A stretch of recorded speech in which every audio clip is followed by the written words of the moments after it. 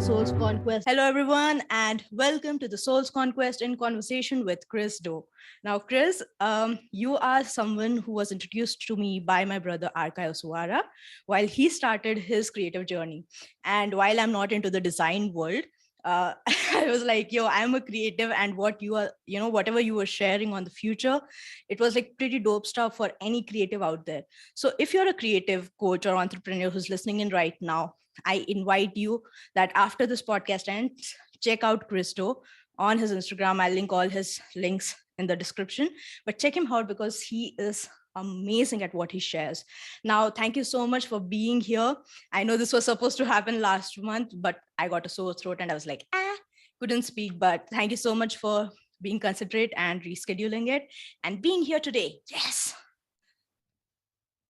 Of course, I'm happy to be here. Yay. So I don't want to steal your spotlight. For those of the listeners who are listening to you for the first time and who are being introduced to you for the first time, why don't you go ahead and share a little bit about yourself? Sure. My name is Chris Do. I'm a loud introvert. I'm a middle child. I'm 50 years old. I'm a recovering graphic designer, serial entrepreneur, and an educator. I have this really big mission, which is to teach 1 billion people how to make a living doing what they love. I love that. Can I ask you a secret? How does your skin look so good for a 50-year-old man? Like, I mean, I'm sure you've been asked this a lot of times. A lot of sunblock and moisturization. Mm-hmm. Mm-hmm. I'm giving you guys the secret. The secret's There out it right is. now. So tell me a little bit about being a loud introvert. Mm-hmm. Well, I'm a first generation immigrant. My parents fled Saigon, Vietnam in 1975. We landed in the United States, and it was a tough go at the beginning. We didn't understand the culture, the language, and we didn't speak the language. So it was kind of it was a tough thing. I was always standing out for the wrong reasons, isolated, feeling like I don't belong. And unfortunately, I ran into my share of bullies, and so instead of being outgoing and social, I just retreated inward, and I lost my voice for a number of years, not literally but figuratively, where I just wanted to disappear. I just wanted to blend in because the people that stood out got into some trouble, and I didn't want any trouble. I just wanted to get through junior high and high school and just escape unscathed, but that wasn't to be. It wasn't until much later in life that I started to learn that there's power in our ideas and our voice, how we can lift people up, how we can support them, how we can unlock problems for them, that I started to discover who I really was. And that journey really began for me in different phases. So in the early 2000s, I started teaching 5 years after having started my business. And working with students really awoke in the teacher inside of me, in that I started to discover myself and that what I had to say was valuable to other people. There's this immediate feedback that you get from these hungry, curious minds. And so as I taught, I learned as much as I taught. That expression, one teaches to learn, one person teaches, two people learn, the student and the Mm. instructor, right? You gain clarity through articulation, as David C. Baker would write about. And so the second part, and the really big shift that happened for me, happened almost 13 years later, maybe a little bit longer, 14 years. So in 2014, a friend of mine from school, his name is Jose Caballé, and he's a loud extrovert. He describes himself as a loud, obnoxious Puerto Rican. And he could talk to a stranger and feel comfortable in the most unusual conditions. So he told me, "Hey, Chris, let's go make some videos on YouTube." And I was like, Jose, I don't really want to do that, but I'll help you produce them. I'm used to directing and lighting and moving talent in front of the screen, but I was not talent in front of the screen. I was behind the screen talent, or behind the camera talent. So that's the problem. And he helped me to get over my fears of being on camera and speaking. And that decision to make that first video in January of 2014 at 42 years old changed the direction of my life. Mm. I love that. So, a couple of questions from that. What was the very first thing that shifted your perspective from, being blending in to standing out? The very first trigger, if you will. The very first trigger in what sense? As in, like, you were so used to blending in. What was the first thing that made you go, oh, standing out is not something bad? Like, what shifted your mindset around that? What was the first thing Mm, that made you go, like, snap? okay, I think I know how to answer this question. Thanks for Mm, asking it. thank When you. we don't feel good about ourselves, when our esteem is low, and our self-confidence is low, what do? We tend to retreat. We tend to make ourselves smaller. And you'll notice this if you're in a room with big, important people, or at least people you perceive to be big and important, you notice that you physically take up less space. You may cross your arms. You might turn to the side instead of standing shoulder to shoulder with someone. You're trying to make yourself smaller. You're going to stand in the corner that has the least amount of activity and light and attention. So you really quite literally want to disappear.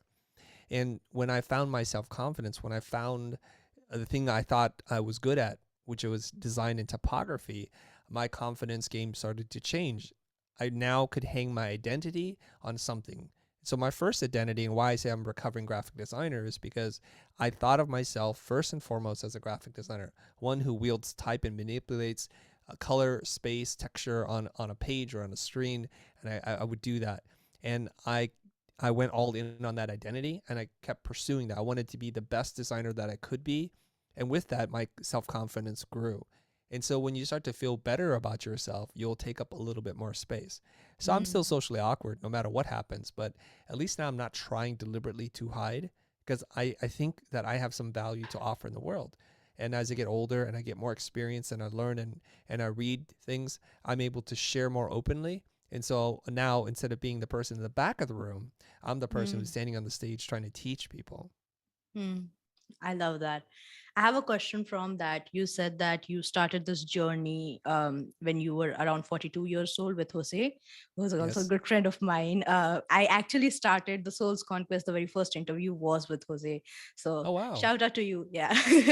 So I want to ask you this for the creatives out there who are starting their journey kind of late according to societal terms, what do you have to say to them about starting their journey wherever they are right now? What do you like from your own experience, what were some of the fears that came up for you when you were doing all these things?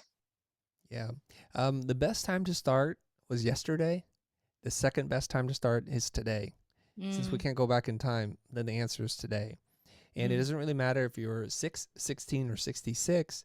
You have a voice and you have life experience and things that you can share with the world. And maybe it doesn't need to be such a great endeavor in the beginning. It could just be a form of public journaling. It's very mm, important for us in society to reflect on the things that we do and to keep some kind of journal. And now with so mm, many social media apps, it becomes very easy for us to do this. And so while we're learning about ourselves, others can jump in on the journey and follow along.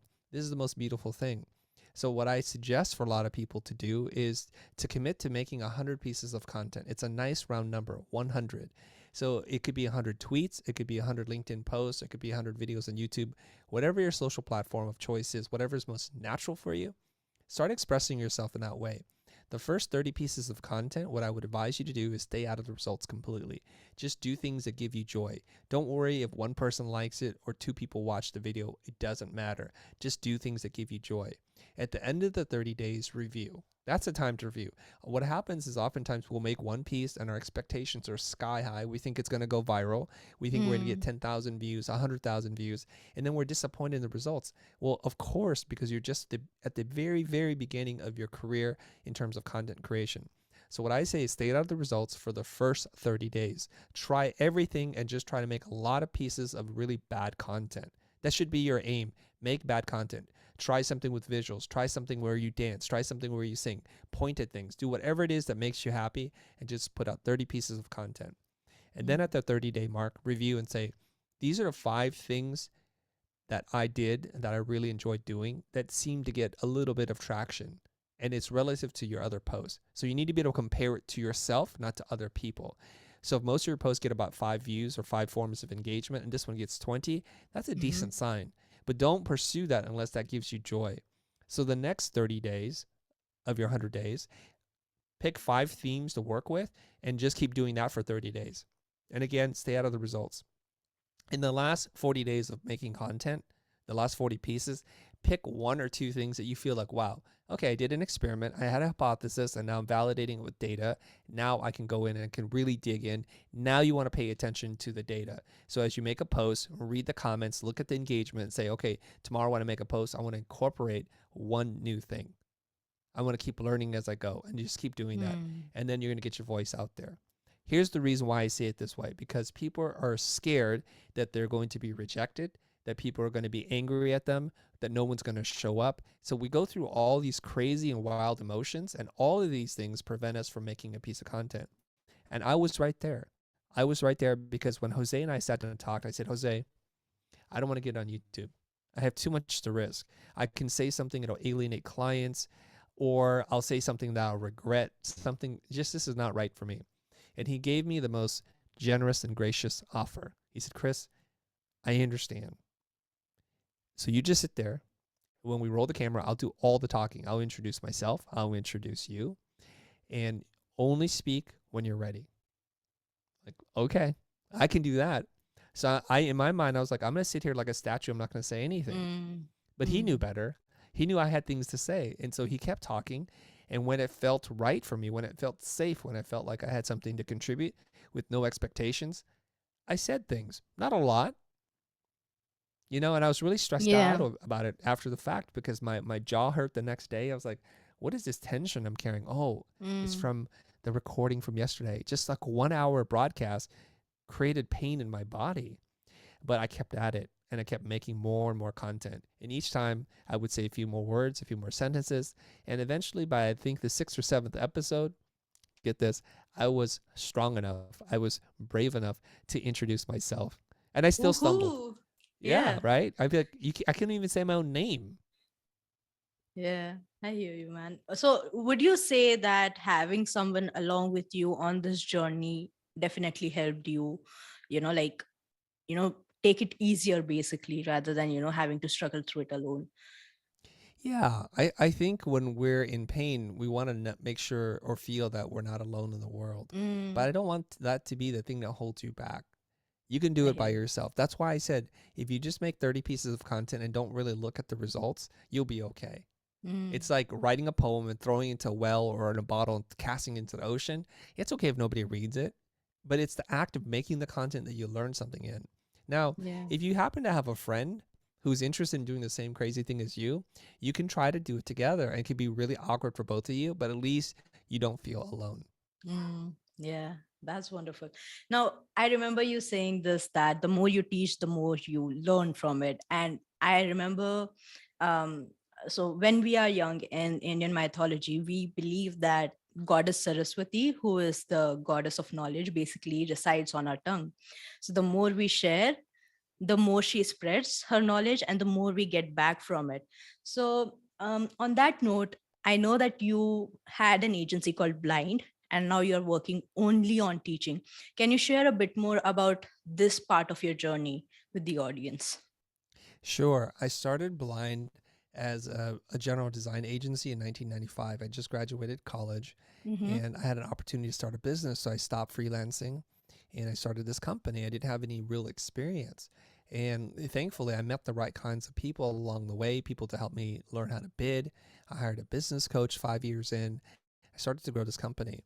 By the time that I finished working on this company, which then ultimately evolved into a motion design company where Mm-hmm. we produce commercials and music videos for some of the biggest brands and bands in the world. We worked with Coldplay, Justin Timberlake. We worked with PlayStation, Xbox, Audi. We worked in the debut of the Audi A7, which was really awesome. What a great project. So we've done a lot of things. And I thought that the pursuit of bigger and better projects, like working with Nike, would change my life and change my career. And the sad truth is it didn't, because it Mm-hmm. starts to lose its luster and allure. You work on a cool project, like, oh, that's cool. What happens then? Really nothing. And then you have another cool project and you just keep working on cool projects. And I do this for over 20 years. And in that period, the agency grossed over $80 million in revenue. I'm like, okay, but now I don't have a need to make more money. What am I going to do with my life? Right. And I'm in my 40s at that point, and I'm thinking, um, do I want to show up to work anymore? So I'm kind of designing my life to move towards retirement. Like I don't want to do client work anymore. And I'm starting to lose that spark and that fire inside my belly. And it's at this time that I'm thinking about how can I teach more people. And it was on one particular night, my wife, who's a graphic designer, we went to school together. We started the business together. And she went to school with me and watched me teach. And she's like, "Oh, I see why you love teaching so much. It's so much of who you are, your own identity." And she asked me this question while we're driving home. And the question hurt me, it cut me. She asked me, "You want to do more?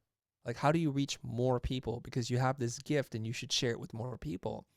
And I was like, "Oh, I'm okay teaching 8 people."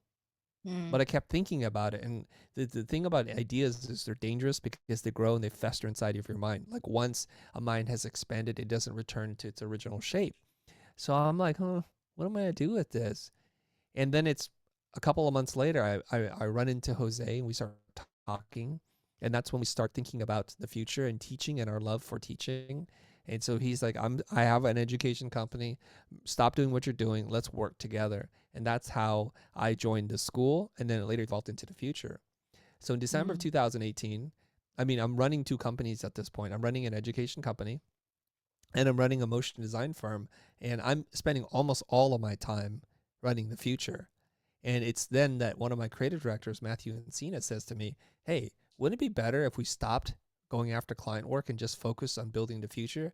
Because not only would it be more fulfilling for us on a human level, we could potentially make more money, right? Because when you make a commercial, as soon as you're done commercial, you don't earn any more money. So you only Mm. earn money while you're working on it. Whereas if we author a course or we make a really good video for the internet and it's run with ads and sponsors, we make money forever. Not a Mm. lot, but we make money forever. And then our intellectual property, our content library grows and it's worth something to us and to someone at some point. So in December 2018, we made a promise to ourselves. Let's not take on any more client work. Let's step away from it. And we were tested immediately because as soon as we said that, this large job came in from a gaming company that was one of our dream clients to work with. And they dangled the carrot, a $400,000 carrot. And we had to say no. And it hurt. It hurt emotionally, but not as bad as I thought. We said, no, we're not interested. And here's the funny thing when you tell a client you're not interested in doing this because you're no longer doing client work, you love them, you love their company, but you don't want to do this because you're not doing client work, they want you even more. Mm. So they started to offer us certain extensions and like, what if we did this? What if we did that? And it got to a point where this is ridiculous. They're giving us too much and it doesn't make sense. We're Mm. not going to do this anymore. So we walked away from that. And then we walked away from another $700,000 opportunity. And I'm like, okay, we're committed to this because we Mm. walked away from $1 million of business. What are we doing here? We got to make the education business work. And so, in a way, the way that you commit to your goals is you burn the bridge that you came in on. There is no retreat. There is no path backwards. There is only a path forward. I don't recommend this approach to most people, but for me, it seemed to work. And we've Mm. not worked with a client ever since. Wow. Oof. This is weird, but like I can't show you my shirt right now because I have this all, equipment and stuff. But my shirt literally says "Never look back," which is like, kind of in tune with what you were saying. Yeah. Now, this is wonderful, and I want to ask you, how did you start? How did this all start? Where did you begin your journey? How, what first ignited the spark of creativity for you? Maybe were you, like, were you a kid when that happened? What happened? Give us a little Yeah. insight into that. Yeah. Sure. Backstory time. Um, Ever since I was young, I loved to draw. I remember being, I must have been like 5 years old, sitting on my great uncle's lap. Mm. He was teaching me how to draw characters, and it was just one of the fondest memories. I didn't have a lot, and we didn't have a lot then. And just to keep in mind, like when I grew up, when we moved from Kansas City, Missouri to San Jose, California, my brothers and I, we arrived in San Jose prior to my parents. My parents had to tie up loose ends with the house. And so I slept in a room with 4 beds, right? It was like with 3 uncles, and I was sleeping on one of those beds. And that's the condition. So what we had was paper, pencil, and imagination, and that's all. And so that love grew into comic books because I love these characters, the world of fantasy, and I would devour comic books, and I loved everything about them, the lettering, the logo, the masthead, which is the industry term, and I would just study it, and I would read the comics over and over because I only had a few. That Mm. I got to a point in which the comic books literally fell apart, and the staple, and I had to tape it back up and to repair it. but I studied these characters and I thought for a period of time I was going to be a comic book artist. So when I'm in high school, I'm drawing still, but no formal lessons. I'm just practicing and drawing. Not great with anatomy or difficult things like hands, dynamic poses. And I remember picking up this book called How to Draw Comics the Marvel Way. And that blew my mind. That is the classic book that many artists will cite as the thing that sent them in a very different creative direction. And I looked at that and I was like, oh, these guys are so good at drawing. It's so amazing. I was also really fascinated by subculture, like in skateboarding. And I was actually a terrible skateboarder. I could do some basic land tricks, but that was about it. Mostly because I was scared and I have all these bumps and knots on my shins to show for it, Mm. right? I got banged up pretty bad. But the thing that I loved about skateboarding was the artwork.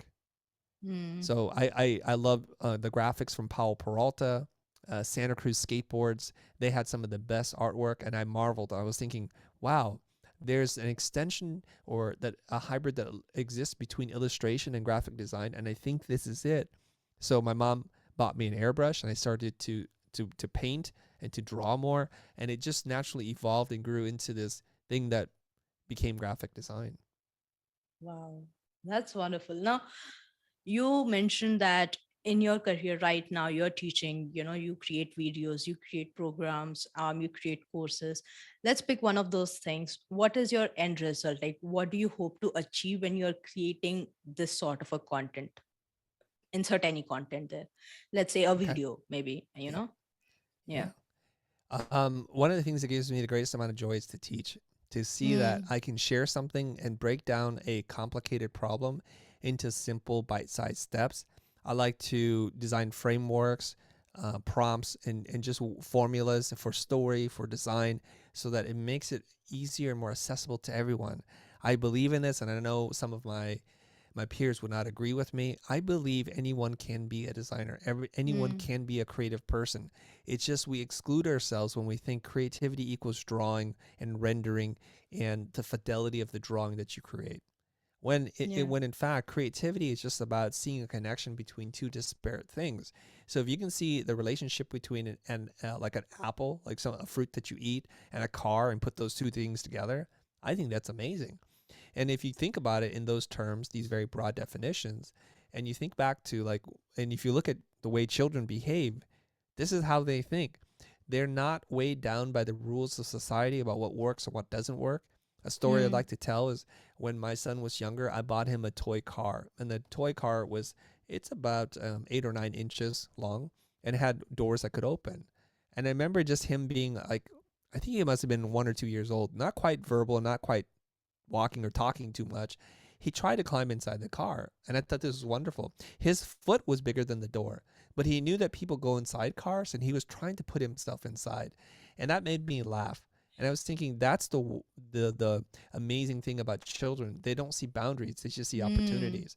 And yeah. so there, that's where creativity is. That's where it lives. And so if you leave children alone, they'll come up with amazing things. I'll give you one more example. My wife and I, we like to buy lots of art supplies because we're both creative people, but we want our children to grow up in a household full of tools and things that they can use to make stuff. So we go to this store, and it's a supply store for teachers, and it's called Lakeshore, and they sell this kit. And the kit is a bunch of felt parts of animal faces and some popsicle sticks that you can glue together. So you have eyes, you have faces, and you have little parts, right? And so my wife, with our children, they glue and they put things together, and they can make a bear, a tiger, a lion, an elephant.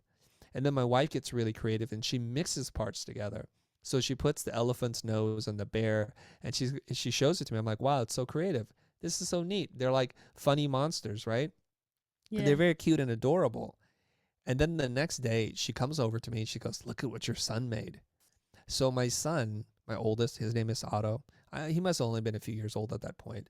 He took the faces, he turned them backwards so that there was no face on them at all, just a shape. And he glued a bunch of the faces together and he made a caterpillar. So for him, he saw this in a totally different way.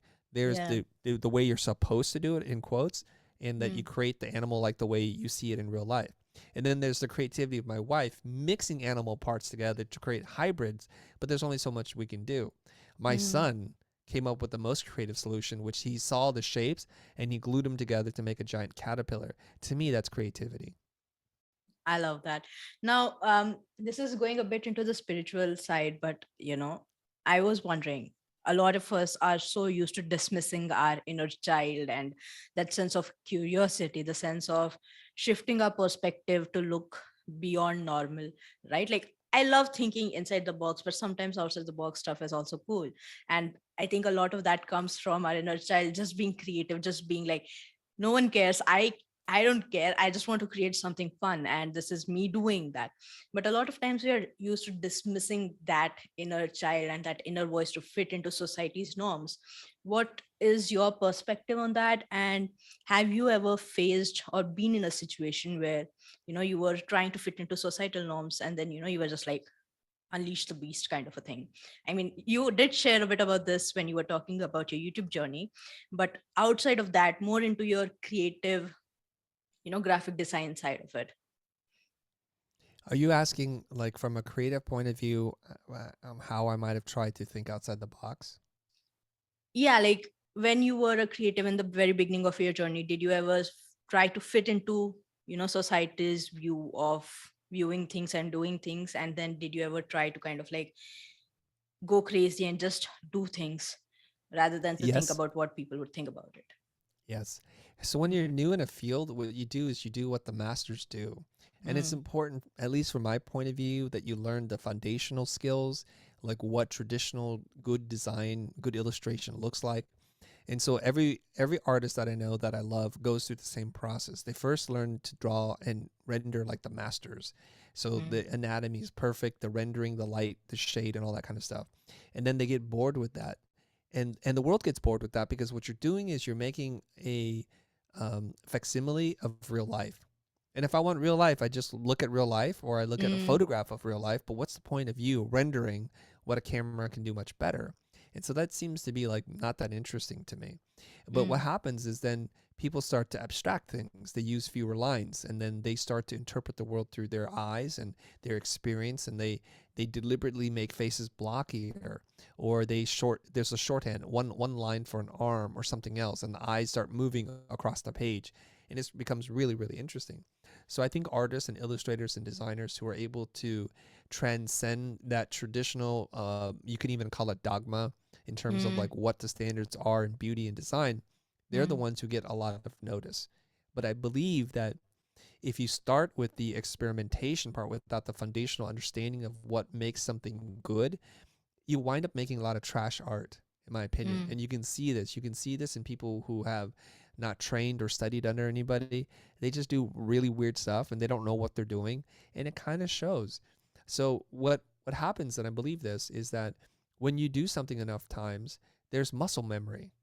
Like you know how to make something look good, or how to put together something that is feels proportionate to itself, right? To the elements that you create. I think that's really important. So in the beginning of my creative journey, I looked up to the Russian constructivists, El Lissitzky, Rodchenko, some of the most pioneering graphic designers in the world at the time. And that evolved into people who reinterpreted that, and deconstructed design. And then I moved to Swiss modern design, which is like what many people would consider the international style, Helvetica, heavily gridded.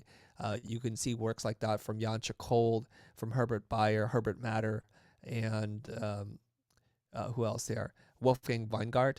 So you can mm, see that in their work, and it's really beautiful work, and it stands the test of time. And then I start to evolve into more experimental work, things that you would see from people like David Carson and Neville Brody and others who were just really playing around with digital design in the digital age and what you can do with manipulation and hand done work. So that was mm, a reaction to the rigid rules of Swiss modern design, and I love that. And so I explore all those things. And at the end of the day, I'm a composite of all of my influences, and I don't think I'm unique in that way because I think we all are. So the best thing that you can do to expand your creativity is to look outside of where everyone's looking. So that becomes very what do they call that, derivative, if you just look at Mm. designers and you copy other designers, right? So if you look outside and you look at the world of art or fashion or photography or architecture and you bring that in, or the world of poetry or something else, and you bring that source in, all of a sudden everybody steps back, wow, that's so fresh, original, creative. It's just Mm. because we weren't looking in that direction and you were able to pull it from somewhere else and find that connective thread and bring it together. I love that. Have you ever worked with any of your students who had difficulty into, in transitioning from the foundations into unleashing their creativity, basically fear of rejection, fear of being like, this is something that is accepted by people, this is something that is loved by people. How do I know that whatever I'm creating is going to be loved or accepted? I think the question, and I've heard it before, it is part of the problem. I say that Mm. respectfully Yeah, because if you're making art to be accepted, I don't know if you're making art. I think you're making I art love as a that. form of self expression.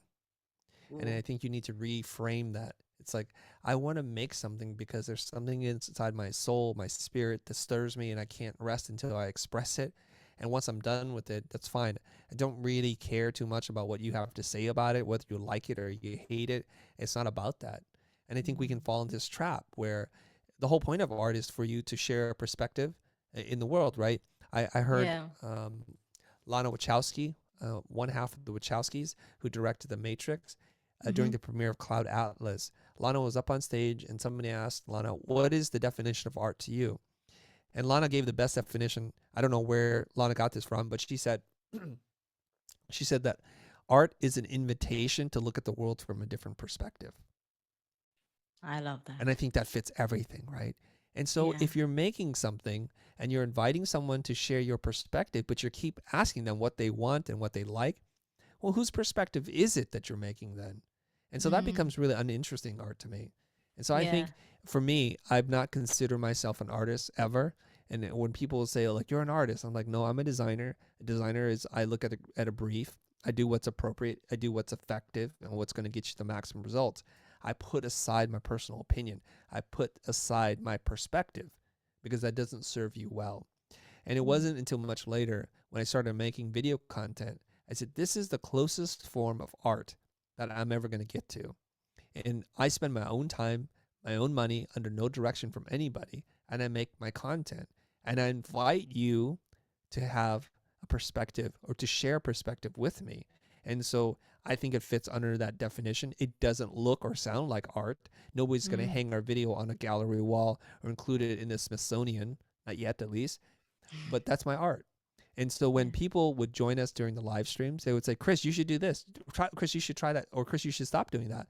And my reaction to them, and they were like, "Whoa, easy there." My reaction is like, "Those are excellent ideas, and if you really believe in those ideas, I suggest you do that because this is my time and this is what I'm gonna do." Yeah, Yeah. right. And so people are like, "Woo, a little spicy, right?" I'm like, "No, not really. If you understand what I'm giving up to do this, I'm giving up my career, my company, a revenue stream so that I can make my art. And if you like it, show up. If you don't show up. Totally okay. Yeah. Either way, I'm fine." I love that. I love that so much. This reminds me of a story my mom used to share with me. It's that if you are creating a painting, let's say you sit inside your home, you create this wonderful, beautiful painting, and then you put it outside for the world to see. And you're like, hey, for anyone who thinks that there's something wrong with this painting, you can come up here and change whatever you want to change. And by the end of, like, let's say a week or so, the painting is completely different because everyone found something faulty with the painting. And it's just that everyone has different perspectives, and it's time that we respect and we work on sharing that perspective with everyone. It's not that the painter was bad or the people who corrected the painting were bad. It was just that everyone had different perspectives to share. And so that's what I love about what you're doing, because you're enabling creatives, you're teaching students on how they can do something like this and live, just express themselves. And that is so wonderful. So I'm grateful to you for that. um, I want to ask you this: what is something that you hope that your students will feel once you have created a content piece and put it out there? What do I want my students to feel? Mm. I want them to feel empowered. I want Mm. them to feel more capable, more self-reliant, more self-confident. That something that seemed mysterious to them got a little less mysterious. Mm. That's what I hope, and I hope that they enjoyed themselves watching a video that we made, or enrolling in a class. That they were energized by it. That the energy that I'm transmitting out there in some way lights them up inside and becomes infectious. And I think about this. There's a short story that my friend Kevin Jones wrote, and it's called The Glasses. And it's a wonderful story that I hope someday I can turn into an animated short. And The Glasses was about how our behaviors have a ripple effect on other people. So if I send and transmit positive energy out there into the universe, and someone who's listening to this or watching a snippet of this video later, and it lights them up, their mood changes, and they go home and something bad happens, right? And instead of reacting in a negative way, they react to it in a neutral or positive way, then that becomes something that impacts someone else. So, for example, someone cuts you off on the street. This happens all the time, right? A car cuts you off, and like, God, and you want to get angry, you want to honk your horn, you want to drive up to them and give them a piece of your mind as you drive past them. And then they feel one of two things. They feel angry, and there's road rage because of that, or they feel embarrassed and ashamed that they're like, oh, you're right, I'm a really bad driver. And they're a little distracted now. And then they get into a car accident, or they then pass that same behavior on to the next person. So it's a ripple effect. Whereas if someone cuts me off and I think, oh, that was mindless of them, but I start to think about it differently. I start to think, I wonder what else is going on in their life that they have to cut me off. It could be that they're in a rush to get somewhere much more important than where I'm going. It could be that someone that they cared about passed away or said something not nice to them, and they're having a bad moment. And everybody has a moment when we're ugly, when we're imperfect, and we're not at our best. And so what I want to do is return grace. And I'm like, okay, that's cool. And that's it. And I just try to let that go. And so that Mm. person then continue on in their life and like, oh, why did I cut that person off? I wasn't really Mm. thinking, right? And so Yeah. that's what I want. What I'm trying to do is change the polarity and change this cycle. We live in cycles, unfortunately, like a vicious cycle. We don't feel good, so we act in ways that are not good. And then we get bad results. So then we don't feel good, so we act poorly, and then we get bad results. And it keeps going on and on and on. Well, we want to change the polarity. We want to move from the vicious cycle to the virtuous cycle. So if we change our mindset, we say, you know what? I'm going to be grateful for everything I have, even if I have very little or next to nothing. I still breathe. My blood still runs in my veins. I have something to be grateful for. So then I then commit an act that is of a positive mindset that gets a positive result, that then rebuilds me to have a positive mindset, and it goes on and on. So we go from the vicious cycle, we change polarity, and we go to the virtuous cycle, and it builds us up. That's lovely. Thank you so much for sharing that. I want to ask you, why is this important to you? Why is it important that your students feel empowered? Why is it important that you are someone who brings that shift in polarity? Mm.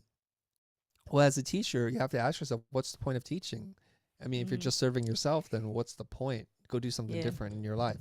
I Yeah. think every person who creates wants to do something to transform others in small Mm. ways and in big ways and every way in between, right? So when you write a post on LinkedIn or a tweet on Twitter, what are you trying to do? You're trying to create transformation for people. So we're all on this really long journey from the time in which we were born into which time we turn back to the earth and we're done, and Mm. we're looking to grow. And so as a teacher, what other metric do I have except for to measure the transformation of the lives of the people who consume the content, who read the posts, etc. Why is it important to me personally? Well, I'll take you back to the beginning of our conversation. Yeah. I'm a first generation immigrant. In April 30th, 1975 was the fall of Saigon, and that the Communist Party had declared victory, and the U.S. Army retreated and left the country. So it was in a moment of total chaos. My parents were very fortunate, among with a few, I think 100,000 or so other people, uh, were able to escape the country and forge a new life. They had some options. They could choose Canada, the United States, or Australia. They chose the United States. And these are all like almost like coincidence and luck happening for us, with us. And so when we get to America, we have nothing. My dad's first job is to bus tables at a restaurant, at a bar. And so that was the job. That was his only way of making money. And with hard work, with motivation and drive, and with intelligence, He started out his life in America as a busboy, and he wound up retiring as a senior engineer at a semiconductor company. Only in America, as they say. And so we are living the American dream. I'm a first generation immigrant. English is my second language. And as I mentioned before, the two companies I've started, Blind in the Future, have both generated um, 8 figures in revenue, both of them. And if you rewind the tape and you were to tell a young immigrant, a 3-year-old boy from Saigon, that these things are possible in America, I would have completely doubted you. And so I remember this expression, and I don't think President Obama was the first to say this, but he says, when you're successful, you send the elevator back down. You push the button Mm, and you send it back down for others to come back up with you. And I've achieved more than I ever dreamt possible. I have more than I need. And so, what is the point of acquiring more? I would rather spend the rest of my time here on earth helping others so that they can have some of that same opportunity that I was given. yeah, that's powerful. Ooh, I love that so much. That is seriously, like just the concept of sending that elevator back down for helping people to come back up with you. That's such a powerful statement. Thank you for sharing that. I want to ask you this now. You have spoken about this earlier as well, but if you have something more to add on to it, what were some of the obstacles or struggles you faced as a creative in the beginning of your journey? You know, anything that kind of made you kind of hesitate or just hold back and not share a lot of your perspective? I think that the challenge that most creative people have is they don't at the beginning of their career is they don't have much of a process. And so Mm, when they're given an assignment, a brief, they struggle. It's a very mm, stressful process. Like, what do I do? How do I solve this problem? But I'm somewhat of an anomaly in that I really focus on system design. Like, what is it that I'm thinking? How is it that I'm able to get a result? And I start preparing, um, uh, like my work habits to align with that. You see mm, this a lot in sports and athletes when they have a lucky ceremony where they put on their shoe in a certain order, they tie and untie their shoe, they have a lucky sweaty headband that they'll never wash. What they're doing is they're preparing themselves for success, for victory. And so the conditions of success that they were able to achieve, they want to be able to repeat that as consistently as possible. This is why some athletes get really bent out of shape if they're not in their routine and not doing their ceremony. I think creative people can learn a lot from this. It's like, what were the components that led to your success? What is your success formula? If it's listening to a specific piece of music or a playlist, if it's having a favorite chair, a slipper, or a light that sits next to you, you want to arrange the conditions for your success and formalize as much of it as possible. This is what I mm, think separates good artists from great artists. Like Paul McCartney and John Lennon were great, amazing artists because they understood the whole process. They're able to create hit after hit after hit. Whereas some one hit wonders randomly stumble into success and are never able to repeat it again, and then mm. basically descend back into anonymity because they can't have success again. They don't know how to do it again. And this is important for longevity in your life and your career, and also just to reduce your stress. So I'm very much a big believer in, when you get started, to try to figure out your formula as soon as you can so that you can have these repeatable, predictable results that are good. Yeah, I love that. And this resonates a lot with one of my coaches, Preston Smiles, who once shared this tip with me um, during a call. And he went that when you have a successful week, a successful month, what you do is you note down all of the things that you did, right? And you try to repeat them and you try to see what worked, what didn't work. And you try to kind of like, switch it up, switch it down, try to manipulate things, basically try to see what actually worked, what didn't work, and you try to repeat that as many times as possible so that you create that sort of routine, something that you were sharing. So that's wonderful. I want to ask you this now, as this is a spiritual podcast and you have shared a bit about this earlier, what are some of your self-care routines that help you in your work aspect as well as in your personal life?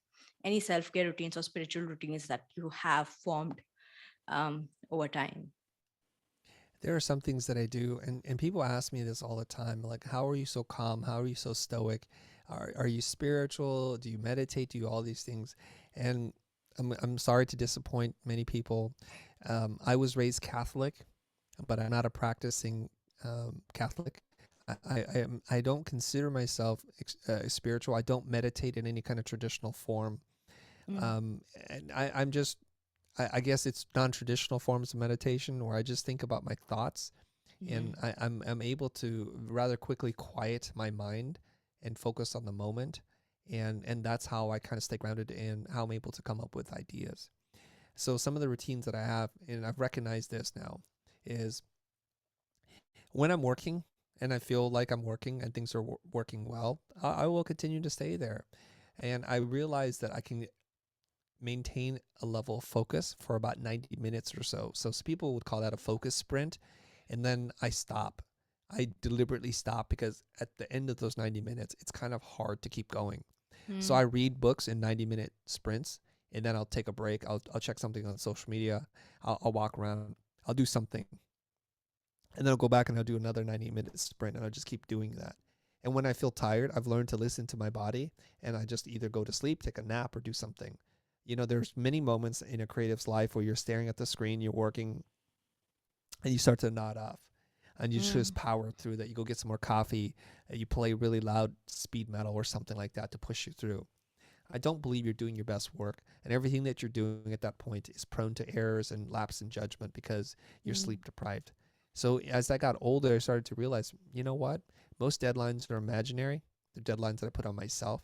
It's better for me to stop working, to go to sleep, and then wake up again earlier in the next day, having recharged. So if I can get 3, 5, 6, 7 hours of sleep in, I'd rather do Mm. that than try to power through it. The work is better. I'm taking better care of my mind and my spirit and my body that way. I Yeah. also have dedicated days to do something. So for me now, I try to organize and consolidate tasks. So I have limited task switching. So Thursdays and Fridays are my media production days. That's why yesterday I did like 5 live streams, and it's a lot. But that means that Monday and Tuesday are quiet days for me to read, to write, to think. And I spend Saturday as family day. It's blocked out as such. Sometimes it means we don't do anything, but it's available for family. Mm. So that's Mm. what we do. And then Sunday's self-care day. Self-care day involves things like, you know what? I want to work out. I want to go for a hike. I want to do nothing. I want to do everything. It's all about me and what's going to recharge my batteries. It could be just binge watching things on Netflix, reading comic books, drawing, or just, taking 2-hour naps the whole day. Just and that's what I do. Yeah, I love that. Now, first of all, I loved what you shared about meditation and meditating not in the traditional way, because I think this is a conversation that's long overdue. I mean, I have tried to meditate sitting in one place, closing my eyes, and that works. But what works more for me is dancing around like a crazy person or singing in the showers or something like that. Like, I think meditation at the end of the day is when you're the most aware of yourself and your own thoughts, and you're able to have like some sort of a communication going on between yourself. Like, if you hear a thought like, hey, what's that? What popped up? Why did that pop up? Having a conversation with yourself.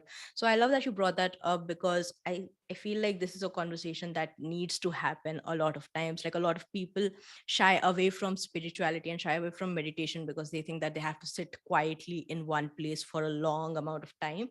I can do it for 2 minutes max, and then I'm just like, yeah, that's it, I'm done. So I love that. And you shared a lot about your routine. So based on that, I want to ask you, have you ever faced burnout? And have you ever had an experience with burnout?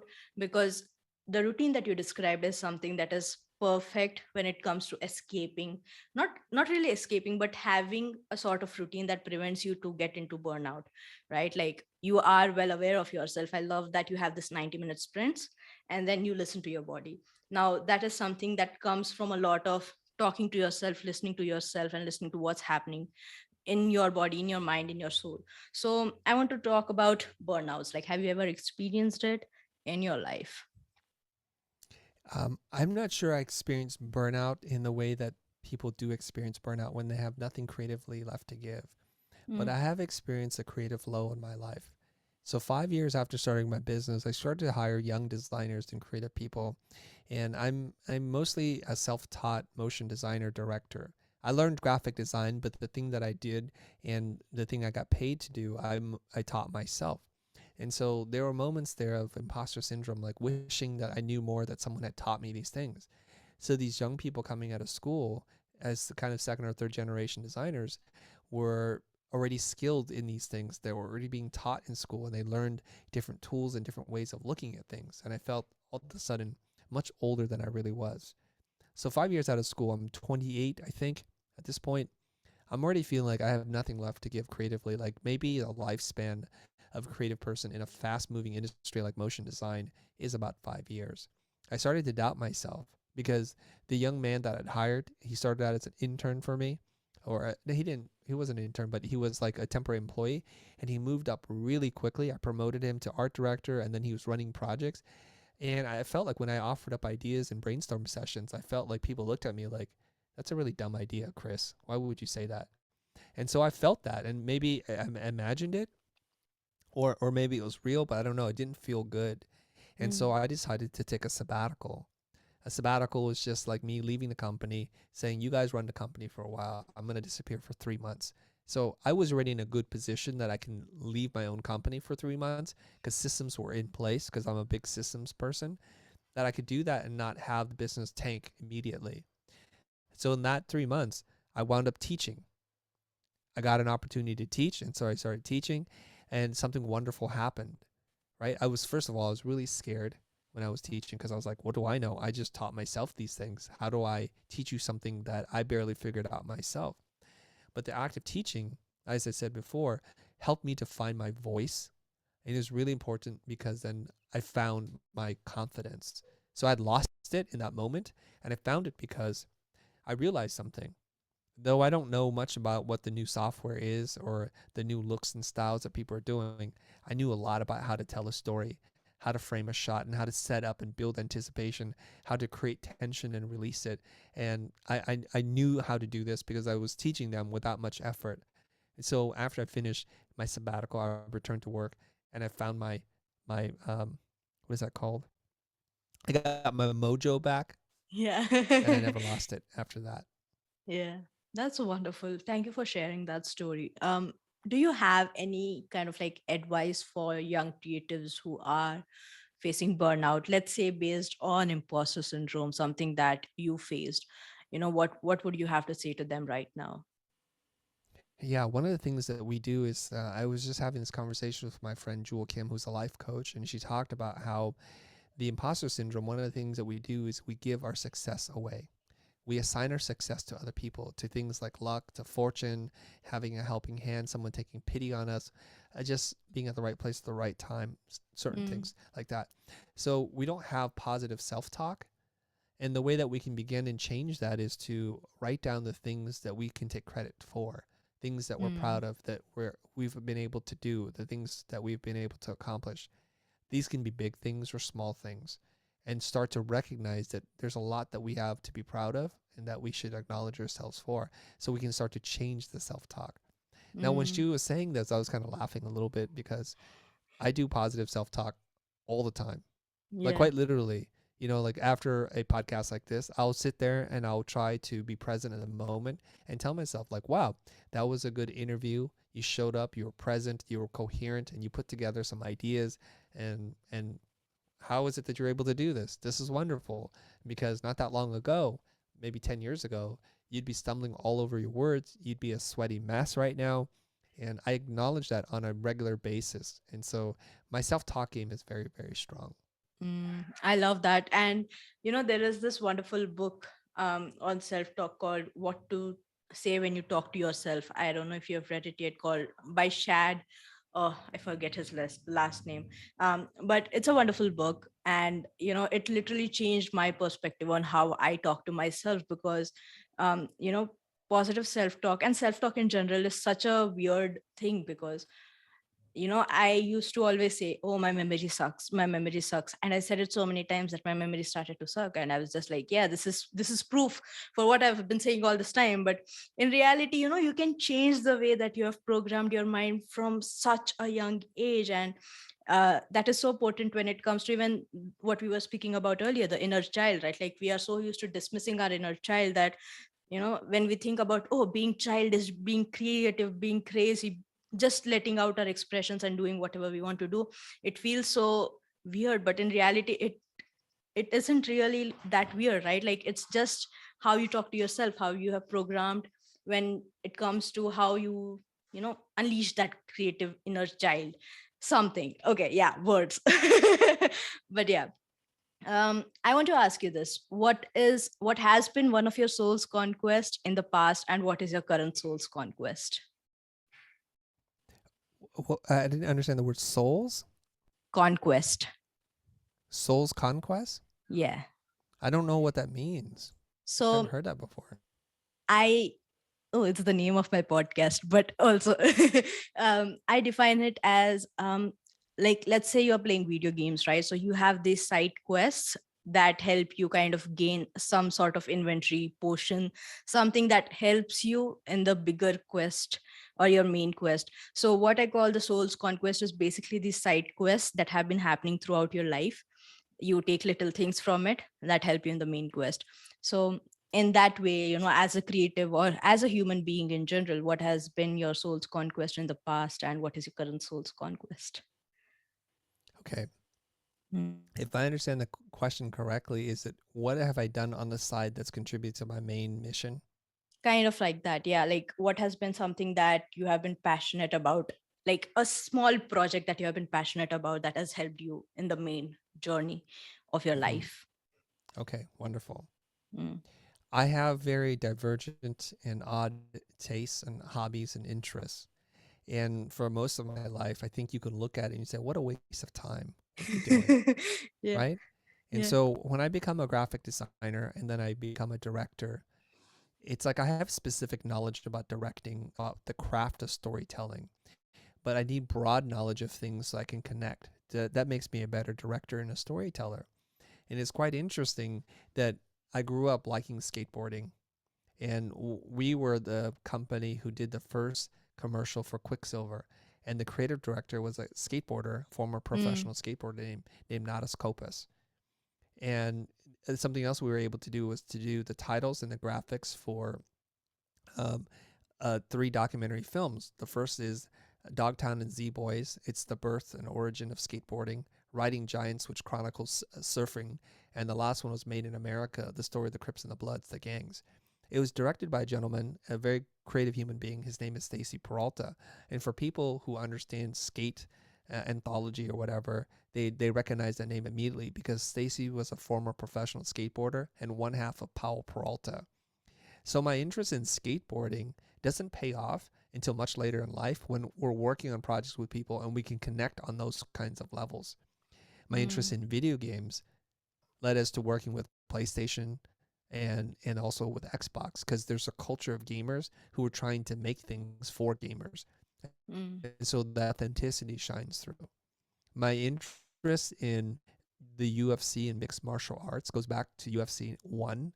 And for a period of, I think, several years, I bought every single UFC pay per view from whenever I could buy them. So I must have spent a ton of money, maybe $200,000-300,000, and I don't know how much it is, but it's a lot of money, right? Buying every single pay per view. And later on, we're working with a channel called Spike TV. It's a channel for men, and I found out that they were starting this new show called The Ultimate Fighter. And we had missed the opportunity to work with them in the original show, but I let them know that I'm a mixed martial arts fan and I'm a big like UFC nut, right?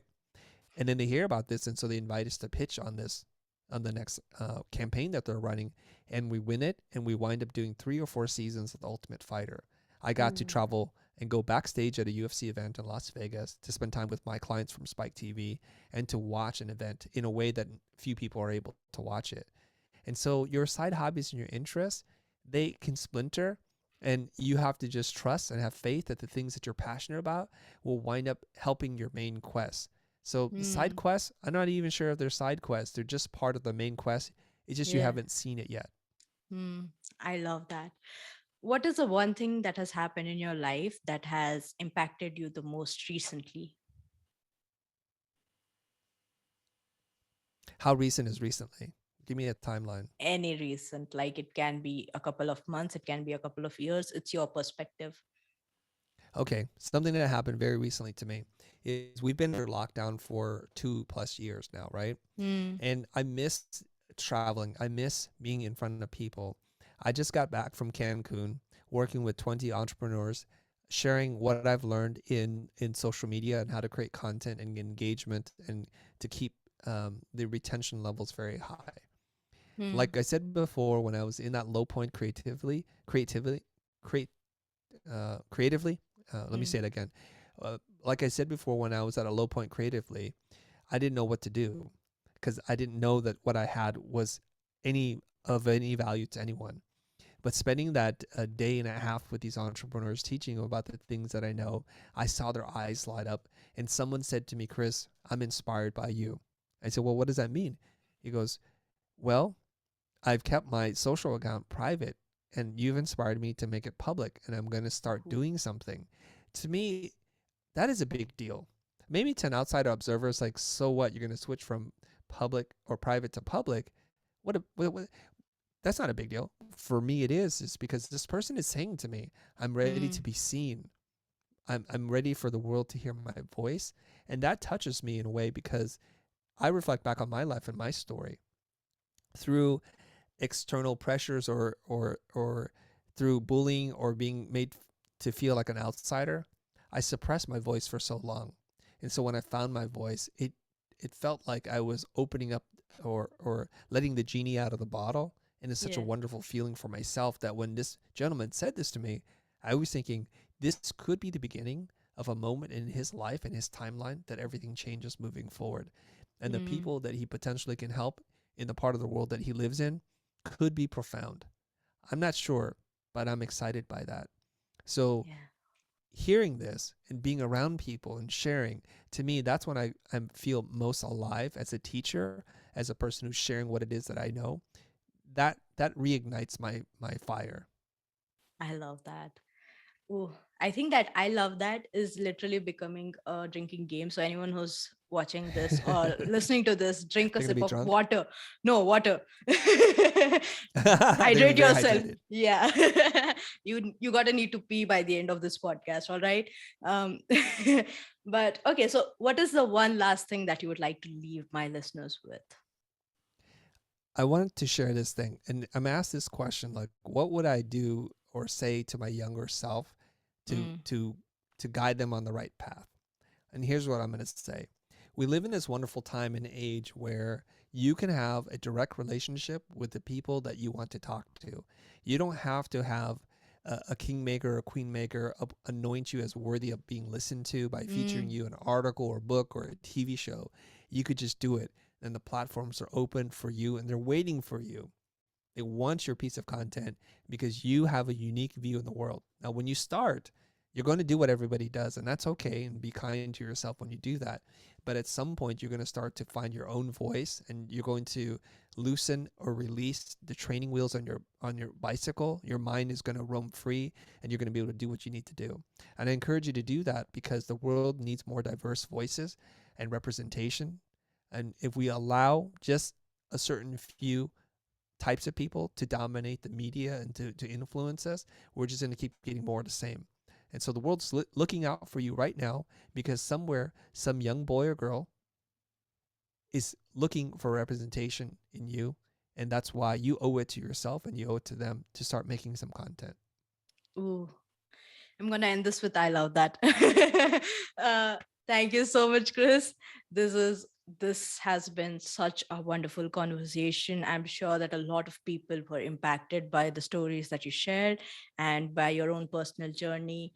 And I genuinely hope that people reach out to you and look at what you're doing right now because what you're doing is really, really impactful and powerful and such a stepping stone for new creatives or creatives at any point in their journey to just either learn or revisit some old principles. So I love that. Thank you so much for being here. Thank you so much for being present throughout this journey.